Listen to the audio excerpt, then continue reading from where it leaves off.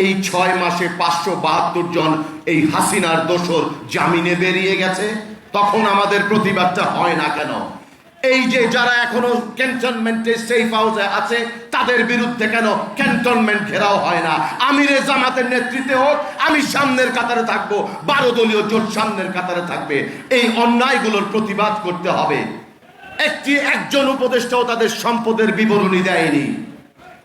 অনিয়ম হচ্ছে, 4টা-5টা গাড়ি চালাচ্ছে। কাদের কাছে বিচার আশা করেন?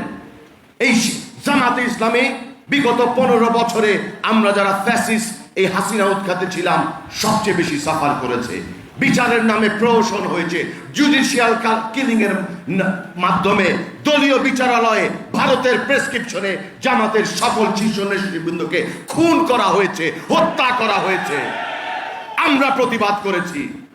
আজকে আসুন হাসিনার বিরুদ্ধে যে ঐক্যটা ছিল সেই ঐক্যটা সুদৃঢ় করি। সেই ঐক্যটা যদি যারা এই জুলাই আগস্ট গণ অভ্যুত্থানে নিহত হয়েছেন তাদের সকলের একটা পরিচিতি জাতির সামনে উন্মোচন করেছেন, এটা তাদের কমিটমেন্ট এবং ডেডিকেশনটাকেই প্রমাণ করে। আমি আমার বক্তব্য খুব একটা দীর্ঘায়িত করব না। এখানে অনেকগুলো কথা এসছে।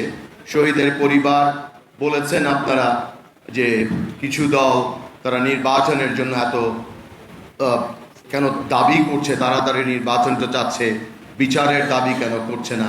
বিচারটা হওয়া উচিত, সংস্কার হওয়া উচিত। স্পেসিফিক সংস্কারের কথা কিন্তু সরকারের থেকেও বলেন না, কেউই বলেন না। স্পেসিফিক বিচারের কথাগুলোও বলেন না। সহ্য করতে পারি আজকে কেউ ইলেকশনের কথা বলেন, আওয়ামী লীগকে নিষিদ্ধ করার কথা তো কেউ বলেন না। জনগণ বিচার করবে, কোথায় বিচার করবে? ভোটের মাধ্যমে? না, এই হত্যাকারীদের ভোটের আগেই বাংলাদেশে নিষিদ্ধ করতে হবে, সেই দাবি তো কেউ তুলছেন না। বড় যেই দুটি দলের কথা বলেন তাদের মধ্যেই কিন্তু আওয়ামী অনুপ্রবেশ দেখতে পাচ্ছি। পুনর্বাসন কিন্তু তারাই করছে, আমাদের দ্বারা হচ্ছে না। কিন্তু ন্যায় বিচারের কথা বলেন।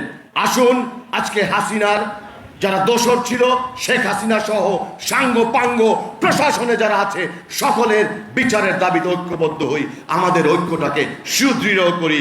তাহলেই বাংলাদেশে হাসিনা মুক্ত হবে। আওয়ামী লীগকে চিরতরে বিদায় করতে হবে।